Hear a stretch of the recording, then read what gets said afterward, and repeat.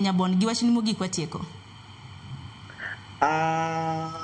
Sharon, anyalo wacho ne yes, we are in a very critical situation, but gima nyalo wacho maduong' en kendo pod abro nuoyo en ne Sharon, there is no way mwanyalo bukore ni watim election 2027 to pod koko wadwaro igi election date. Ni election ni date ni watim karang.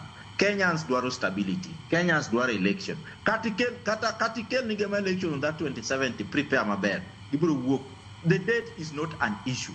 The date of elections is really not an issue right now. Gima paro ni jo Kenya sani chando jo Kenya chuny jo Kenya enene ande. Be wanyalo nuango election ma peaceful, ma bene verifiable, ma bene luore gi katiba marwa. E chieng' ma giyiero to ne giseng'eyo jo Kenya, is up in the public domain ni jo Kenya dhi yiero 2027. Ma kamoro amora ji te is a subtle psychological settlement ma ji osebedo godo. Gima duong' en ni can we have an election ma jo Kenya